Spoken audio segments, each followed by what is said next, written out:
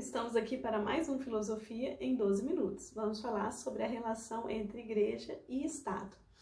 Sim, tema controverso, polêmico, cuja relação não foi a mesma ao longo da história da humanidade e nos diversos estados, nações.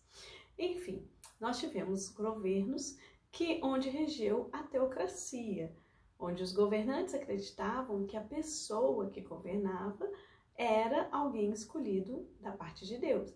Isso aconteceu em várias culturas, em vários países, ao longo da história da humanidade. Nós tivemos também, e temos até hoje, estados confessionais.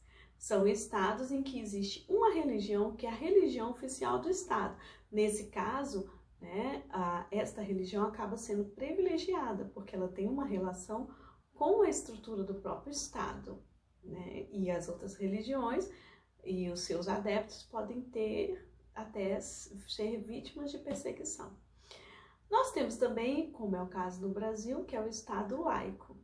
No Estado laico, que é um Estado democrático, há uma autonomia entre o Estado e a Igreja. Cada um tem as suas normas e não há ingerência de um sobre o outro.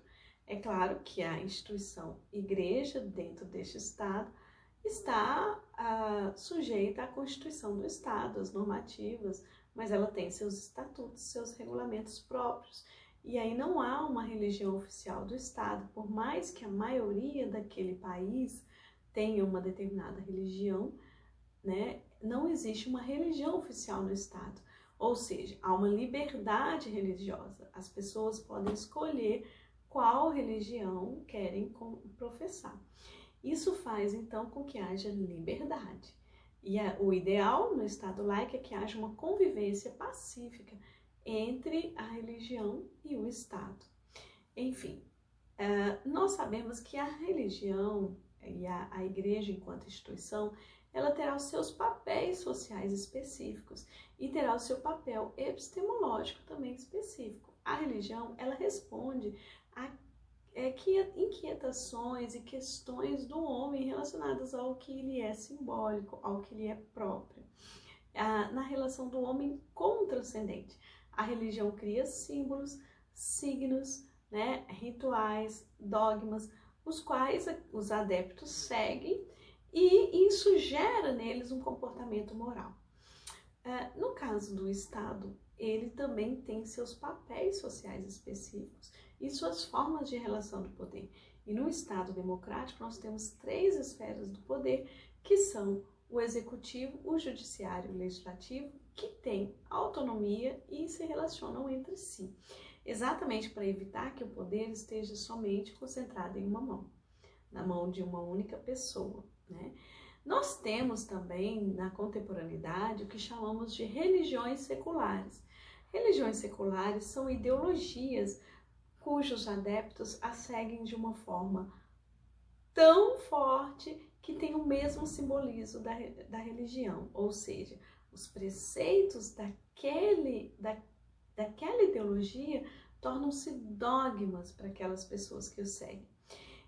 E quando um preceito se torna dogma, ele pode levar a pessoa, do ponto de vista epistemológico, desconsiderar fatos e verdades em prol de uma ideia. E defender aquela ideia, e inclusive até chegar ao ponto de maltratar outras pessoas devido àquela ideia que ele segue. Nós temos como exemplo de religiões seculares o fascismo, o nazismo, o comunismo ditatorial, ou seja, regimes políticos, seja de esquerda ou de direita, cuja ideologia acabou fazendo com que o Estado, unindo os poderes, tomasse atitudes que diminuísse a liberdade do sujeito.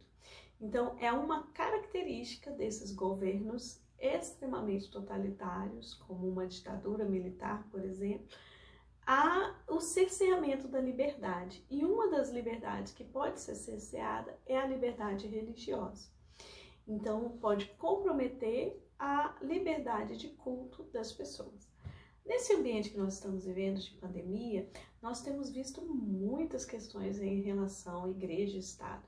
Nós temos visto muitas divergências, vamos falar especificamente do Brasil, entre os 3 poderes, divergências entre o executivo nas 3 esferas, federal, estadual e municipal.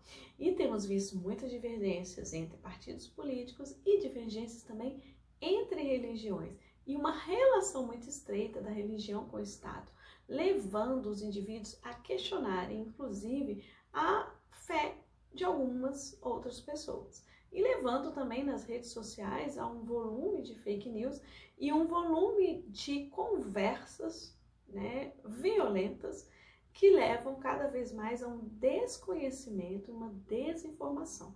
Ou seja, em nada tem servido para combater o mal que todos nós devíamos estar unidos para combater, que é o Covid-19. Em casos de pandemia, que são casos críticos de crise geral, no caso nosso mundial, o Estado que preconiza, seja um Estado neoliberal ou não, ele precisa participar mais socialmente e economicamente. Por quê? Porque foge daquilo que é a estrutura econômica daquela sociedade. Então, no nosso caso no Brasil, nós não tínhamos reservas financeiras para isso. E aí, tudo isso é uma das coisas que está gerando essas divergências. E essas divergências também estão relacionadas a interesses de poder, que é interesses que nós chamamos de corrupto a partir do momento em que, ao invés de pensar no bem comum, no bem de todos, aquele grupo social está pensando no benefício próprio. Enfim, esses são problemas que nós vemos em relação ao contexto que nós vivemos hoje.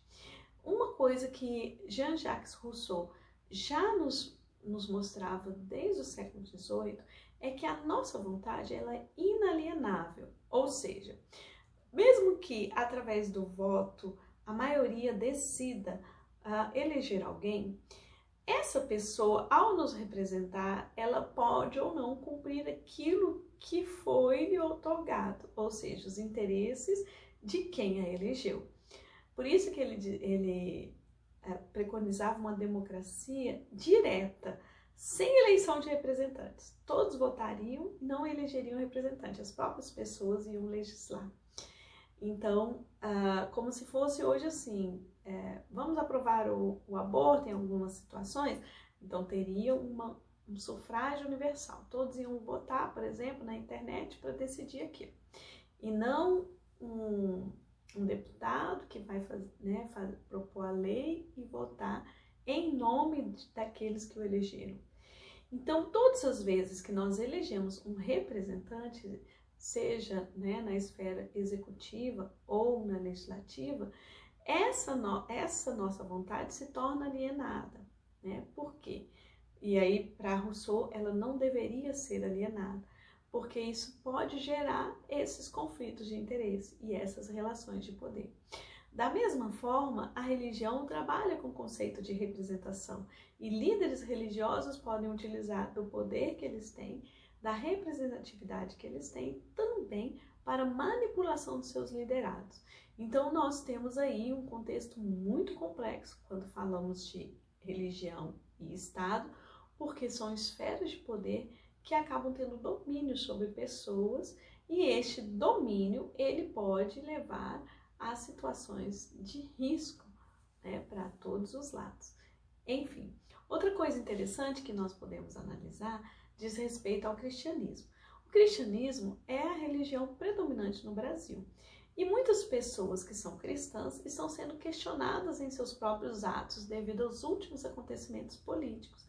Porque uma pessoa que se diz cristã deveria seguir os princípios do cristianismo. E o cristianismo, uma das coisas que Jesus diz claramente é que as pessoas seriam perseguidas pelo nome dele. Então, ele não diz que as pessoas perseguiriam os outros em seu nome. Jesus Cristo, ele era judeu, mas ele não veio para reinar entre os judeus. Ele propôs um reino de outro mundo. Ele deixa bem claro que a estrutura de governo que ele está se referindo diz respeito ao governo que cada um deve ter de si mesmo e entregar este governo a Deus para praticar as boas obras. Então, Jesus Cristo é muito claro no sentido de promover um sacerdócio universal.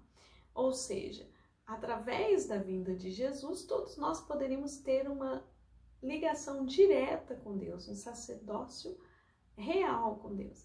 E isso ele diz que estava aberto para todos, estava universalizado para qualquer cidadão de qualquer país, de qualquer origem.